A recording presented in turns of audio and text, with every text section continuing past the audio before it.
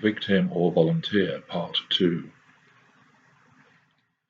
The Devaluation.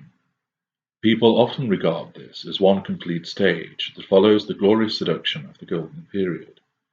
It is in fact made up of two parts. First comes the Stranger Period. It is so called because to you it seems like you are dealing with somebody completely different to the person that you know and love. This is when the transition occurs between the seduction and the insidious abuse that is just around the corner. This stranger period should be regarded as the calm before the storm, and if you are among the few who recognize it when it happens, it is a clear signal to you to get out. Most do not, of course, recognize it. They perhaps see it as the relationship moving beyond the honeymoon period, and since there is no horrible treatment per se, they do not realize that the stranger period, which is still a stark contrast to the golden period, is in actual fact a warning. The stranger period is at the beginning of the period of devaluation, and is a clear marker that there are far worse times ahead.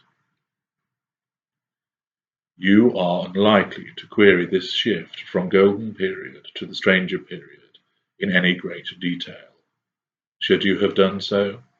Should you have paid greater attention to us, just as we always have demanded?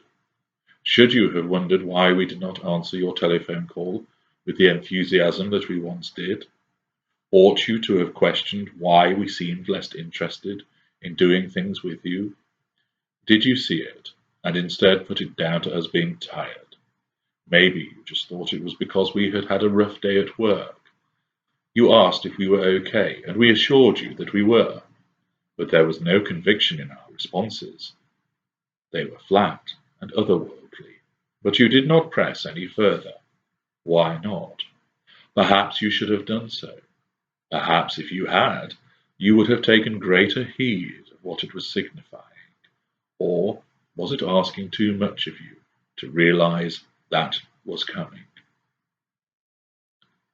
Nobody has any idea of what this stranger period signifies when they first encounter it. So why would you be any different? Perhaps, therefore, the view that you failed to heed this warning is a harsh one. What then of the devaluation proper, when the darkness descended and the abuse came? Of course, it is the false default setting of our kind that everything is your fault. That is the way that we have been created. That is the way that we conduct ourselves in order to protect our fragility from criticism. We must project, blame shift, and remain unaccountable, whilst ensuring that you are regarded as culpable, liable, and blameworthy. It is part of the matrix of control that we deem necessary to apply against you. Yet, if one strips away this all too readily applied blame, what then? Would the objective observer reach the conclusion of victim or volunteer? What do you think? Do not think that this is one of our standard exercises of attributing blame. I have already conceded that such blame shifting is one of our key manipulations, but I am lifting that usual approach and posing the question as to whether during devaluation you might be regarded as a victim or volunteer. The first time we doled out a silent treatment which lasted a day, should you have known then what you were dealing with and distanced yourself? Is that unrealistic? What about when there was the second period of being frozen out, or the third?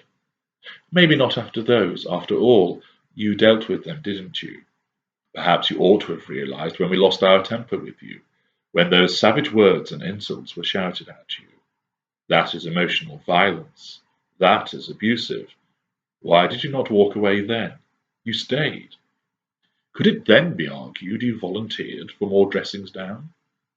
How about when we began to gaslight you? We toyed with your reality, confusing and bewildering. Did you recognize what was going on? You are clever, resourceful, and independent. Surely you knew what was happening. Besides, This was taking place alongside the shouting matches and the cold shoulders. Surely the alarm bells were ringing now, weren't they? Did you hear them and ignore them? Or did you just not hear them? What about the times when we took your car without asking, ate the food you had set aside, stopped you sleeping properly by elbowing you all night? What about the repeated stopping out late and the flirtation with other women? Surely you noticed all of that. In fact, we know you did, because we made sure you did, so as to enable us to get our precious fuel. So you experienced all of this, and yet you still stayed. Does that make you a volunteer as the abuse continued?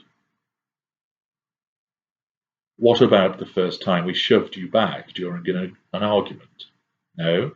How about the second time, when that shove sent you into a wall and you banged your head? No? Surely when that first slap stung your cheek, then you must have realized what was happening, and yet you stayed after that. Does that make you no longer a victim but a volunteer instead? Of course, nobody ever asked to be treated that way. You are not volunteers in that sense. But given that you must surely have realized that certain behaviors towards you were wrong, unpleasant, and downright nasty, you obviously spotted them. So why did you remain and allow yourself to be subjected to even more? You are your own person, surely. You should have realized and walked away.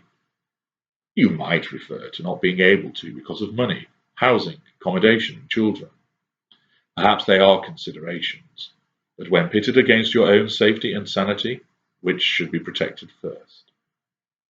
Accordingly, reflecting on all that happened to you, the repeated manipulative and abusive behaviors, which were never isolated examples, but rather repeated and increasing violations against you, could it be said that you were a victim, or did you in fact volunteer by remaining in the firing line? What are your observations? Putting aside my usual blaming behaviors, I would offer you this conclusion. To volunteer is to be able to exercise a degree of decision-making control over your own person. You were never allowed that control. We took it.